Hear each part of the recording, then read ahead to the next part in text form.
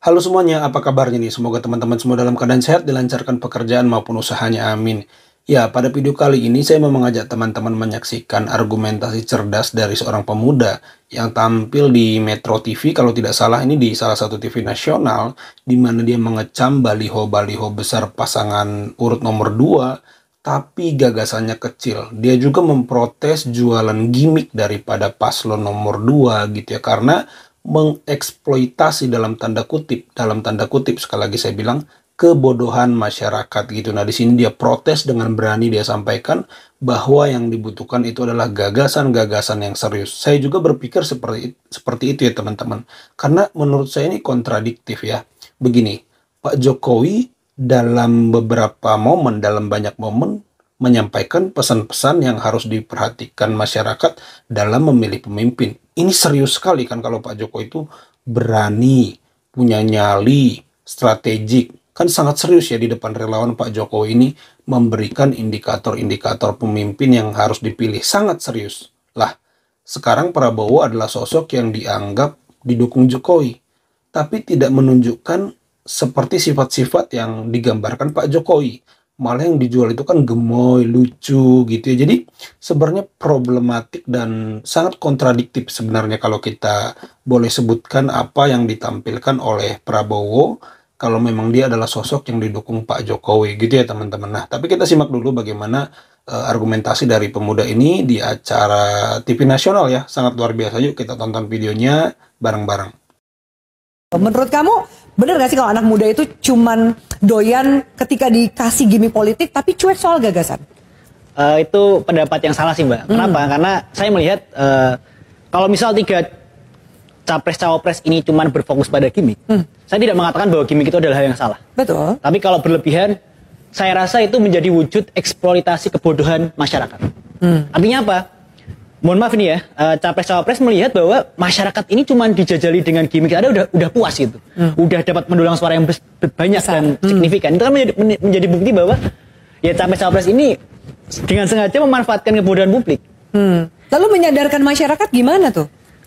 Tentu dengan cara-cara yang smooth, Mbak. Artinya kita perlu tanamkan kepada mereka bahwa pesta demokrasi ini jangan cuma dimaknai sebagai sebuah pesta, tapi sebagai sarana titik balik bangsa. Karena apa? 5 tahun memang waktu yang katakanlah cepat ya dalam suatu periode kepemimpinan. Cuma di situ ada banyak PR negara gitu. Ya. Dan saya rasa itu akan menjadi lebih efektif dan lebih efisien ketika publik didiseminasi informasi secara halus, diintelektualisasikan. Karena salah satu kecemasan kita sebagai anak muda adalah kami takut demokrasi di tahun 2024 ini fokus pada gimmick. Artinya Anda melihat tendensinya ke arah sana? Jelas. Yang paling banyak menurut Anda siapa? Nggak masukkan iya. Jadi lebih jelas. Mungkin yang paling kelihatan ya dari paslon nomor urut 2. Karena kalau katakanlah di Jogja ya Mbak ya, itu banyak banget baliho besar, cuman gagasannya kecil. Jadi balihonya besar tapi gagasannya kecil. Nggak tertulis gagasan mereka. Sama gitu. sekali, cuma nunjukin. Bahkan kalau di Jogja itu banyak yang sekarang. Tadi pagi saya perjalanan dari kos ke kampus itu ngelihat baliho baru, Naruto. Anime Naruto, tangannya 2. Saya baru tahu kalau Naruto Nimses ya. Tapi secara overall seperti itulah yang jadi permasalahan. Ya, saya sepakat ya teman-teman. Saya bingungnya gini, seperti yang saya bilang di awal tadi. Pak Jokowi ini dalam berbagai acara relawan mewanti-wanti dan memberikan karakter, indikator maksud saya, tips memilih pemimpin yang harus kita coblos di tahun 2024. Sangat serius Pak Jokowi menyebutkannya. Berani, strategik, punya kalkulasi, ngerti ini, ngerti itu, sangat serius. Nah, sekarang dianggap Prabowo adalah sosok yang didukung Pak Jokowi karena ada anaknya. Tapi yang dimunculkan outputnya, Pak Jokowi bilang hal yang serius, dia dianggap mendukung Prabowo, tapi yang muncul dari Prabowo, outputnya dari hubungan yang tadi saya bilang dukungan Jokowi, Prabowo, lalu yang muncul adalah gemoy dan gimmick-gimmick tadi, joget-joget. Nah, ini kan nggak match. Ini sama seperti menurut saya program makan siang gratis yang tidak match. Saya mau cocokin tuh ya dengan program Pak Jokowi, yang mana kira-kira makan siang gratis ini yang match untuk mengisi keberlanjutan Pak Jokowi. Nah, saya bukan apa-apa ya. Kalau saya bandingkan dengan Pak Ganjar, dia itu sudah bicara percepatan. Dia mau segala izin-izin yang masih sulit itu dipermudah biar semua bisa lebih cepat. Dia menyebutkan ada salah satu istilahnya kepastian hukum. Nah, kepastian hukum ini harus jalan, harus berdiri, harus tegak. Kalau kepastian hukum ada, semua yang namanya investasi dan apapun itu bisa berjalan dengan lancar. Nah, ini menurut saya malah match dengan apa yang sudah dikerjakan Pak Jokowi. Nah, kalau makan siang gratis ini coba saya cocok-cocokin gitu ya. Saya nggak nemu match-nya di mana. Mungkin pendukung Pak Prabowo bisa coba jelaskan di kolom komentar. Mungkin kita kan nggak tahu. Nah, inilah pentingnya diskusi, inilah pentingnya dialog. Kan selama ini pendukungnya Gibran ini selalu bilang, udah nggak penting diskusi, nggak penting dialog, yang penting kerjanya.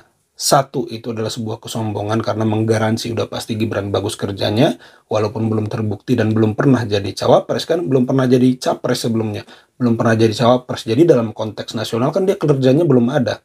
Semua pasangan ini semuanya masih harus membuktikan dalam nanti konteks nasional kan gitu ya. Jadi itu seandainya coba rajin dialog, rajin menyampaikan, rajin mengelaborasi kalau bahasanya Seno Bagaskoro, mungkin kita jadi tidak salah paham. Jangan-jangan yang selama ini kita mengkritik Gibran malah dukung Gibran. Nah, seperti itu ya teman-teman. Jadi penting kalau menurut saya ya, karena itu berkorelasi dengan perhatian serius dari Pak Jokowi. Kalau sekarang outputnya adalah gemoy, joget-joget, ini sama sekali bukan output yang tentu seharusnya keluar dari wanti-wanti Pak Jokowi yang begitu serius memperhatikan kepemimpinan ke depan. Jelas saya mengutip dari apa yang dituliskan oleh Tempo bahwa salah satu calon wakil presiden dari kontestasi tahun ini digelari dengan anak haram konstitusi.